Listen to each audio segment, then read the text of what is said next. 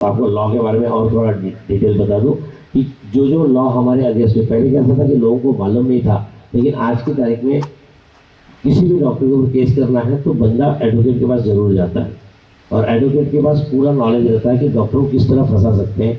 तो डॉक्टर के अगेंस्ट में एक तो होता है सिविल केस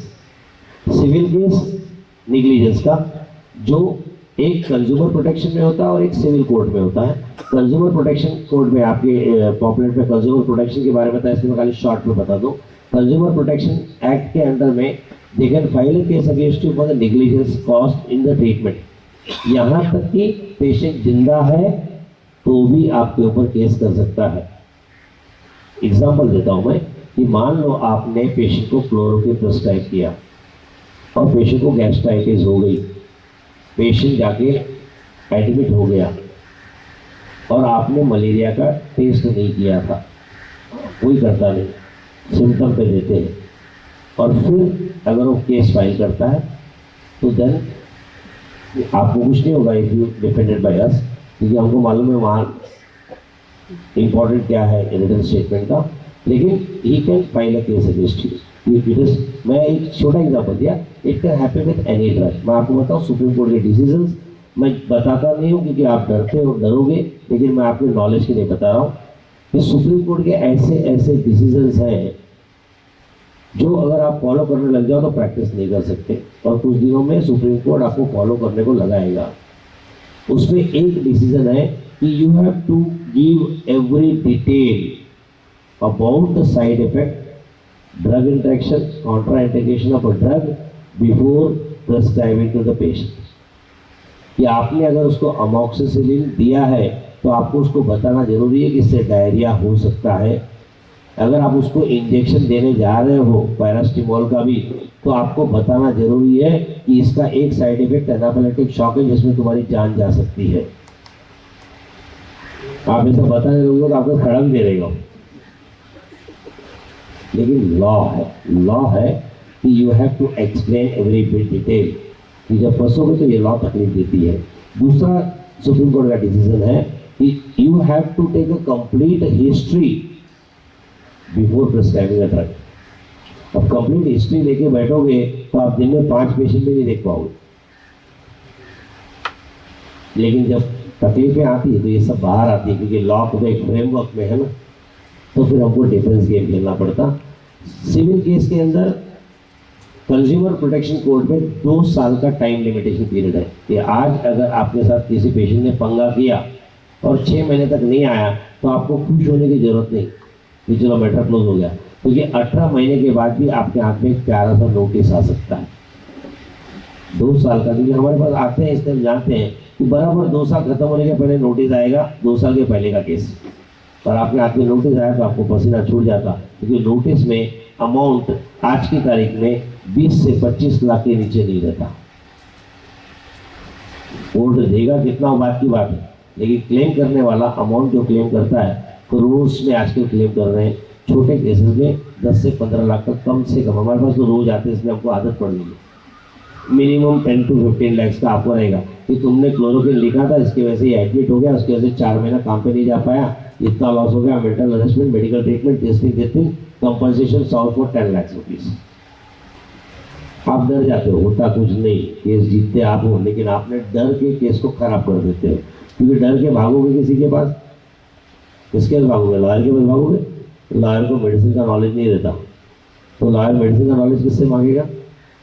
आपसे। और आपको कितना नॉलेज रहता है मेडिसिन का? फिर आप अपने नॉलेज के हिसाब से उसको बताओगे, उसके हिसाब से नोटिस भेज देगा, और फिर जब केस हार जाओगे तो बोलोगे यार वकील हार गया case. You need to have a support from our side where the people are well versed with the knowledge of medicine and the law.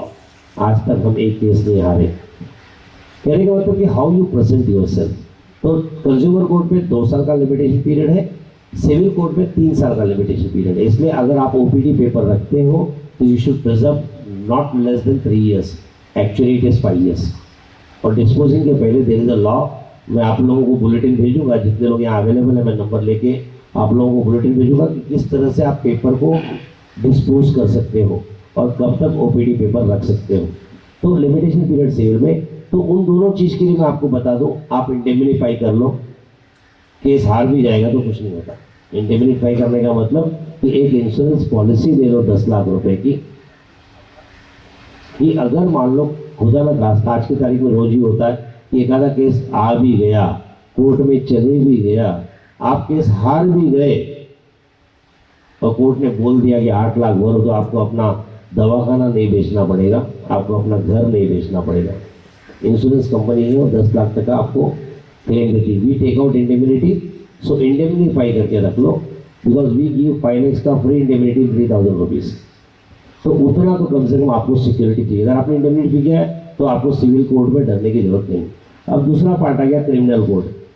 Criminal court जहाँ पनिशमेंट जेल होती है, पैसा नहीं।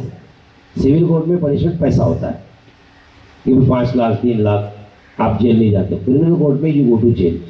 मर गया पेशेंट तो 304A है, जिंदा पेशेंट है तो 336 है, 337 है। तो negligence can be of any type. आज की तारीख में जिंदा पेशेंट भी कंप्लेन करने लगे हैं कि मेरे को नुकसान पहुंचा, क्रिमिनल नेग्लिजेंस। तो उसके अंदर डिफरेंसेस, बिकॉज पुलिस स्टेशन में पहले भागेगा बंदा, तो वहाँ पुलिस केस बनाती है। किसी भी केस में आपको डरने की जरूरत नहीं, बिकॉज वी नो कि what extent that can go. तो देयर इज अ क्रिमिनल, उसमें भी डिफरेंस काफ़ी अच्छे हैं। मैं आपको क्रिमिनल का लास्ट में लूँगा। तीसरा है काउंसिल। आज की तारीख में एडवोकेट को नोटिस भेजने को 5 रुपये भी नहीं लगते, क्योंकि प्रिंट आउट ही मारना है उसको।